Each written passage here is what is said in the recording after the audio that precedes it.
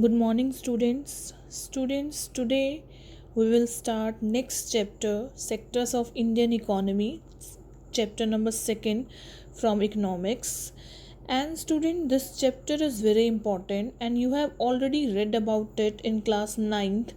The different economic activities, the primary activities, secondary activities and the tertiary activities.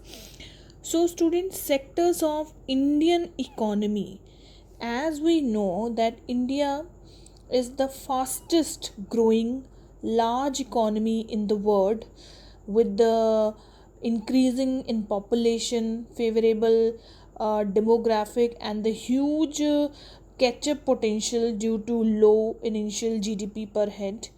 And student, as per World Bank data in 2017, India, it became the sixth largest economy with a GDP of 2.59 US dollar trillion, and it's relegating France to the seventh position.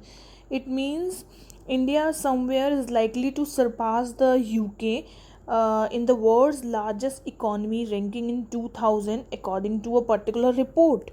तो कहीं ना कहीं जो Indian economy है is the fastest and the large economy in the world. अब वो fifth position पे आ चुकी है. एंड स्टूडेंट, जो इकोनॉमिक एक्टिविटीज़ होती हैं, it is the result in the production of goods and services, and while the sectors are the group of economic activities classified on the basis of some criteria. And in this chapter we will study about the mainly the sectors of Indian economy. Student, Indians economic sector, they are classified on the basis of activity nature, on the basis of work condition and on the basis of asset ownership. Firstly, on the basis of activity nature, there are five main sectors: primary, secondary, then tertiary, then quaternary and quinary activities. On the basis of working condition, there are two sectors: organized and unorganized. And on the basis of ownership, it is public and the private sector. And in this video, we will mainly cover these three categories of India economic sector. Okay, so let's start with the first one, the primary sector. Student, what is primary sector and what is the contribution of primary sector in the Indian economy? It is very important. Every student must have the knowledge of the primary, secondary and tertiary sector because this is the base of this chapter. Student, activities which are undertaken by directly using the natural resources are known as primary sector. It is also known as agriculture sector. Agriculture, mining, fishing, forestry, dairy all come under the primary sector.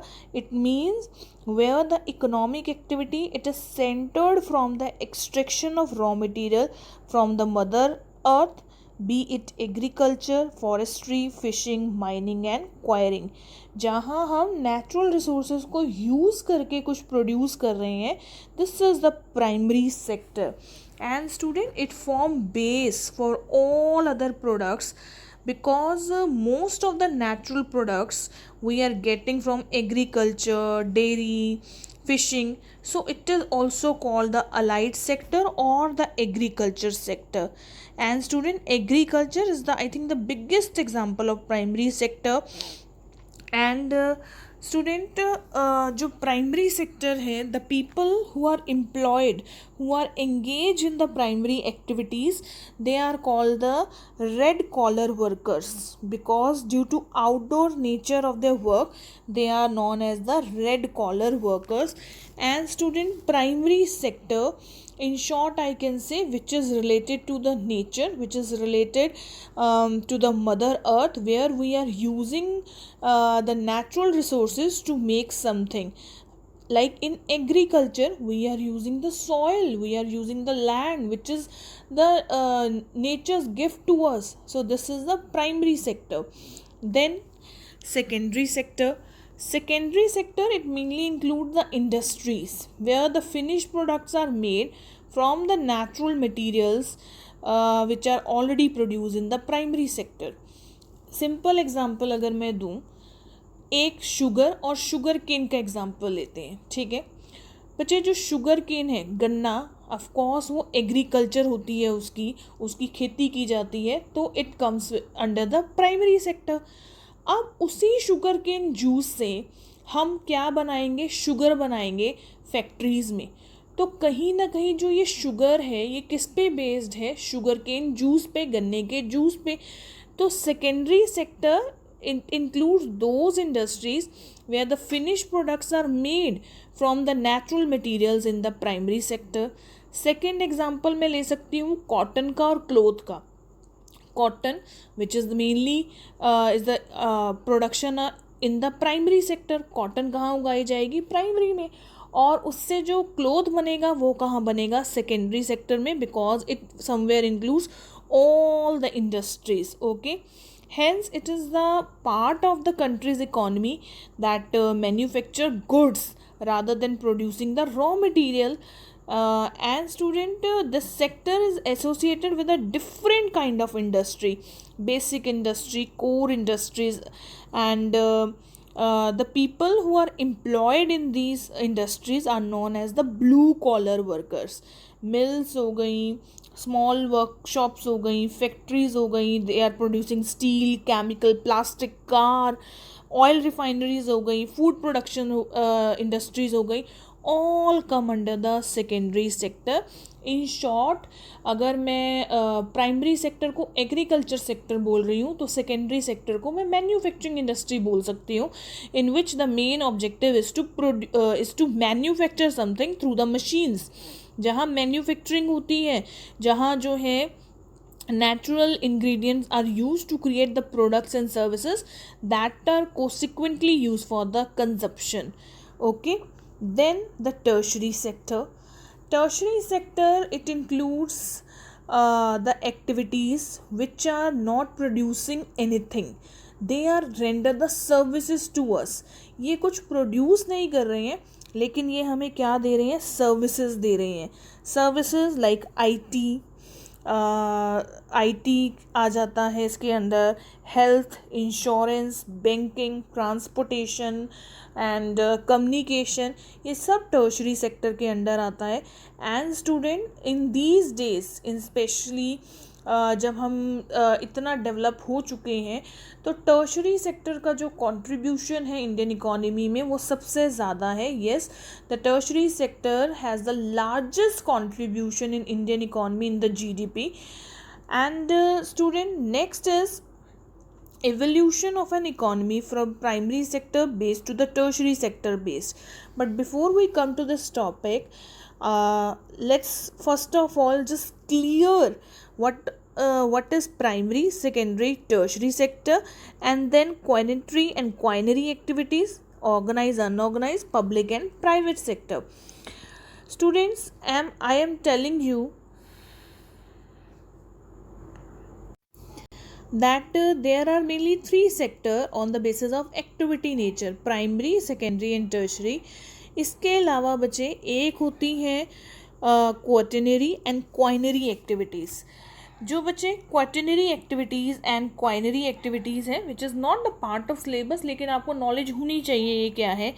अगर मैं बात करूँ quaternary activities की, these are the specialized knowledge sector which demand the separate classification. It means जितने भी schools हैं, universities हैं, या personnel they are working in offices, doctors हो गए, PVRs हो गए जिनको हम theatres भी बोल देते हैं, accountants हो गए, it comes under the quaternary activities. Okay, और जो quinary activities है वो है, I think it is the part of activity in which the top level decisions they are made. I can say it includes the government which pass the law, and it mainly focus on the creation and the recreation, rearrangement, interpretation of the new ideas. So student, आपको सिर्फ यहाँ पे mainly focus करना है primary sector पे, which is the agriculture sector, secondary sector, which is the manufacturing sector, and the tertiary sector, which is service sector, which is not producing goods but they are rendering the services. हम bank गए, ठीक है, bank से हमें बहुत सी services मिलती हैं, like अगर हम कोई एंट्री करवाते हैं तो हमारे फ़ोन पे मैसेज आ जाता है. इसी तरह अगर हम स्कूल आ रहे हैं तो बस जो है एक सर्विस है, transportation is also a services. Phone में इतनी ऐप्स हैं, वो सारी हमारी सर्विसेज हैं. तो ये टर्शरी सेक्टर के अंडर आ रहा है. सेकेंडरी के अंडर आ रहा है सारा का सारा मैन्युफैक्चरिंग, क्लोथ्स की मैन्युफैक्चरिंग, कार की manufacturing. In our daily life we are using so many manufactured goods. So वो कहीं ना कहीं फैक्ट्रीज़ में बन रहे हैं, और उन फैक्ट्रीज़ में जो रॉ मटेरियल है वो कौन प्रोवाइड करवा रहे हैं? Primary sector. और प्राइमरी सेक्टर है डेयरी प्रोडक्ट्स हो गए, फिशिंग, लेकिन जो मोस्ट इम्पॉर्टेंट है वो है एग्रीकल्चर. चैप्टर 4 हमने ज्योग्राफी में कवर भी किया था, that what is agriculture. To cultivate the land और the field is known as the agriculture. So primary sector. Okay, now come to the next one. On the basis of work condition we can classify the Indian economy sector into organized and unorganized sector. Student, organized sector and unorganized sector के लिए सबसे पहले एक example देती हूँ. Suppose a boy is working in the grocery shop. Kirana shop पे वो काम कर रहे हैं, एक boy, and he is doing his work. His daily routine is that wake up early in the morning at 7 o'clock, then 7 o'clock दुकान पे जाना, और फिर रात को 9 बजे आना. ठीक है ना. मेनली हम देखते हैं अपने आसपास की लाइफ में ऐसे होते हैं जो सुबह 7 बजे से लेकर रात को 9 बजे तक काम करते हैं, ग्रोसरी शॉप में हो गए या किसी ढाबा में हो गए. इसके बाद बच्चे सडन क्या होता है, उस बॉय को एक बार जो ऑनर हैं ग्रोसरी शॉप के, वो ये कह देते हैं कि कल से मत आना आप, ठीक है ना, आप हम कोई और रख लेंगे, कल से मत आना. कई बार हम अपनी मेट्स को भी बोल देते हैं ना कि मत आना, आपका काम अच्छा नहीं है. तो स्टूडेंट, ऑर्गेनाइज एंड अनऑर्गेनाइज का शायद डिफरेंस यही समझ आ जाता है. अगर मैं सेकंड एग्जांपल लूँ, एक बैंक मैनेजर का या एक बैंक एम्प्लॉय का, उसकी भी देखो क्या है वर्किंग कंडीशंस. 10 बजे बैंक खुलेंगे, वो 9 बजे जाएगा, ठीक है. सॉरी, 10 बजे बैंक खुलेंगे और वो 10 बजे जाएगा. इसके बाद बच्चे शाम को ज़्यादा से ज़्यादा 4 या 5 बजे तक ही और she will come back to the home, और उसे जो है हॉलीडेज़ मिलेंगी, गवर्नमेंट हॉलीडेज़ आएंगी बीच में, उसकी एक पर्टिकुलर सैलरी होगी, और उसको बिना शॉर्ट नोटिस के, बिना प्रायर नोटिस के कोई भी उसको अपनी जॉब से निकाल नहीं सकता. तो स्टूडेंट, इस दो एग्जाम्पल्स के through, first the boy working in the grocery shop and the second person who is working in the bank, I think this concept is clear to you what is organised sector and what is unorganized sector. Of course, a boy who is working in the grocery shop, it comes under the unorganized one, where everything is not organized, where everything is not according to the rules and regulation. But in the organized sector, a person who is working in the companies, who is working in the bank, they comes under the organized sector. It means organized sectors are those sectors which are regulating by the government rules, where there is a fixed number of hours, where there is a terms and condition, where the employees are getting good environment work,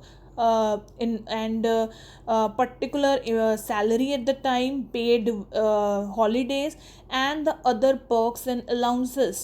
But in the unorganized sector, there is no job security, कोई job security नहीं है. There is no fixed number of hours, कितने भी घंटे काम कर लो. There is no extra money for the extra work. अगर आप ओवर टाइम कर रहे हैं तब भी कोई नहीं, संडे को भी बुला लेते हैं. तो बच्चे, unorganise sector and organise sector. Organise sector जहाँ हमारे पास जॉब सिक्योरिटी है. सबसे पहले जॉब सिक्योरिटी के साथ साथ हमें पता है कि हमें 8 घंटे या 9 घंटे सिर्फ दिन में काम करना है, और उसके बाद मुझे पेड हॉलीडे मिलेंगे. सपोज़ आज कोई गवर्नमेंट हॉलीडे आ गई, जैसे 15 अगस्त या 26 जनवरी, उस दिन मेरी छुट्टी होगी, मुझे कोई काम नहीं करना, लेकिन उसकी सैलरी मुझे मिलेगी, पेड हॉलीडे. लेकिन अनऑर्गेनाइज सेक्टर में क्या है, कोई जॉब सिक्योरिटी नहीं है, कभी भी कह देते हैं कि कल से मत आना या अगले महीने से मत आना, ठीक है ना। उसके बाद नंबर ऑफ वर्क्स, कितने घंटे वो काम चलेगा वो भी कोई क्लियर नहीं है।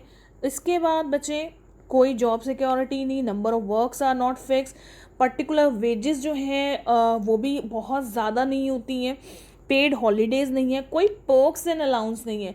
पर्क्स एंड अलाउंस होते हैं, सपोज बच्चे हम किसी अच्छी कंपनी अच्छी बैंक के साथ जुड़े हैं तो कई बार बैंक हमें कह देता है एक सर्विस के तौर पे कि आप ऐसा कीजिए, आप यहाँ रहने आ जाइए, हम आपको क्या कहते हैं अपार्टमेंट एंड कार साथ में दे देंगे, ठीक है ना, रहने के लिए फर्निश्ड हाउस दे देंगे। तो perks and allowance are only in the organise sector as compare to unorganise sector. जो वर्किंग कंडीशन है, वर्किंग एनवायरमेंट है, ऑफकोर्स ऑर्गेनाइज सेक्टर का बेटर है as compare to unorganise sector. So I hope organized sector and unorganized sector is also clear. Then come to the next point on the basis of assets ownership, public sector and the private sector. Student, public sector is the sector which is mainly run by the government. It means which is completely under the control of government, where they are run and managed by the government. They are known as the public sector. And student, the main motive of public sector is not to earn profit but to render the services. And especially student, there are some central public sector which is also known as CPSCs, like we have 7 Maharatan, 16 Navratan and 71 Mini Ratan. मतलब ये क्या है, जो 7 महारत्न है, 16 नवरत्न है, 71 mini रत्न, इसका मतलब ये जो कुछ ऐसी कंपनीज हैं जो टॉप 7 है, देन 16 नवरत्न है, इसके बाद 16 कंपनीज हैं उनकी कैटेगरी, देन 71 ऐसे प्रोजेक्ट हैं जिनको हमने मिनी रत्न बोला है, लेकिन ये सब किसके अंडर है, सेंट्रल पब्लिक सेक्टर के अंडर है. लाइक अगर मैं बात करूँ भारत हैवी इलेक्ट्रॉनिक लिमिटेड्स की, या कोल इंडिया की, या steel authority of India limited की, ऑयल एंड नेचुरल की, ये बच्चे गवर्नमेंट के अंडर हैं और ये हमारे 7 महारत्नों में से हैं. मतलब 7 major projects which are completely under the control of government. Then 16 navratans and we have 71 mini ratan. और बच्चे जो पब्लिक सेक्टर है उनका मेन मोटिव क्या है, उनका मोटिव ये नहीं है कि हम जो जनरल पब्लिक है उनका एक्सप्लॉयटेशन करेंगे by charging the high rates. उनका मेन है कि हाँ भाई हमें तो सर्विसेज देनी है. सर्विसेज मीन्स लोगों को सेटिस्फाई करना है. लेकिन जो प्राइवेट सेक्टर है which are run and owned by the individual, not by the government. Government has no role in this. Government has no role in this means private sector को government के rules तो मानने हैं, लेकिन यहाँ government की कुछ इन्वेस्टमेंट नहीं है, गवर्नमेंट के कुछ एसेट्स नहीं है. जितनी भी इन्वेस्टमेंट की गई है बिजनेस में, जितने भी एसेट्स लगाए गए हैं, फिक्स एसेट या वर्किंग एसेट्स, वो सब किसने लगाए हैं, या तो एक ग्रुप ने, एक इंडिविजुअल ग्रुप में. गवर्नमेंट का पैसा नहीं लगा प्राइवेट सेक्टर में. और बच्चे देखो, अगर गवर्नमेंट का पैसा नहीं लगा, ऑफकोर्स प्राइवेट मतलब कुछ लोगों का पैसा लगा हुआ है, तब जो उनका मेन मोटिव होगा उस पैसे को कमाना ही तो होगा. मतलब उस पैसे पे प्रॉफिट कमाना, उस पैसे को और डबल करना. सो जो मेन मोटिव है प्राइवेट सेक्टर का is to earn the profit from the public. Private sector की अगर मैं बात करूं, अगर मैं सेल कह रही हूँ, SAIL means Steel authority of India Limited, if it comes under the public sector. Similarly private sector के अंडर आएगी TISCO Tata Iron and Steel Company, private sector है. इसके अलावा और कौन कौन से प्राइवेट सेक्टर है बताइए. नहीं, yes student, you can see here the different kinds of private sector. DHL, then Lorryback, then Nikon, Tisco. इसके अलावा बच्चे मॉचल, स्मिथ न्यूज़, Pearson, all clacks, all are the example of private sector. It means private sector is a part of the economy, sometimes referred to as citizen sector, which is run by the private individual or the group, usually as a mean of enterprise for the profit Okay, and government has no role in it. Government has no role in it. The investment and the assets are made by the group of the individual. Similarly, student, here you can see the public sector's example, like MTNL, then Indian Oil, United India Insurance, then REC, NRL, all come under the public sector. And students, some are Maharatans, some are Navratans and Mini Ratans. Student, ये जो नवरत्न महारत्न है, इनकी मैं बहुत ज़्यादा आपको knowledge इसलिए नहीं दे रही हूँ क्योंकि ये अभी आपके सिलेबस में नहीं है. हाँ, जो 11th या 12th में इकोनॉमिक्स लेंगे तो इसमें ये कंसेप्ट दोबारा आएगा. Companies which are run and financed by the government, okay, it comprises the public sector. And student, जो steel authority of India limited है या ONGC है, it's come under the big public sector. It means Maharatna है, 7 महारत्न में से. Okay, तो student, I hope this topic is clear to you. Today we have discussed primary agriculture sector, then secondary sector, then tertiary sector. इसके बाद हमने करा organized and unorganized sector, and then private and public. Now student, the question arises that why did India shift from primary to tertiary sector, not to secondary sector? It means, what is the contribution of primary sector, secondary sector, tertiary sector to the GDP of the Indian economy? Students, you will ask, ma'am, that what is GDP? क्या है GDP? Because this term is totally new to you. Students, somewhere I can say the GDP is the monetary value. Yes, monetary value of all the finished goods and services made within the country during a specific period. Somewhere it gives a snapshot of a country that is used to estimate the size of an economy and the growth rate. Student, जो GDP है इसके बारे में and what are the contribution of the different sectors in the GDP हम next video में पढ़ेंगे. But GDP कहीं ना कहीं अपने माइंड में ये रखिए, that is the money, monetary value. जितने भी फिनिश गुड्स हैं, स्पेशली मैं आपको बोल रही हूँ फिनिश गुड, क्योंकि यहाँ पे फिनिश गुड्स का भी रोल है. मैं इंटरमीडिएट गुड्स होते हैं और फिनिश गुड्स होते हैं, लेकिन हम जब भी GDP की कैलकुलेशन करते हैं, जब भी हम GDP उठाते हैं, तो हम हमेशा फाइनल प्रोडक्ट्स उठाते हैं, फिनिश गुड्स उठाते हैं. So GDP is the monetary value of all the final goods, all the finished goods and services made within the country. जितना भी goods बन रहे हैं, जितने भी services दिए जा रहे हैं, जितने भी goods मतलब जितने भी final goods बन रहे हैं, which are ready to use, they are made within the country during a specific period, उनकी monetary value निकालना, which is the GDP. And student, this is the homework to you. I think first chapter में भी मैंने आपको कहा था कि India की GDP क्या है, वो आप मुझे बताएंगे. And China, as I told you in the first chapter, that China's GDP is in trillion now, in US dollars, in trillions. तो चाइना लीड कर रहा है और इंडिया जो है 5th पोजीशन पे है GDP में.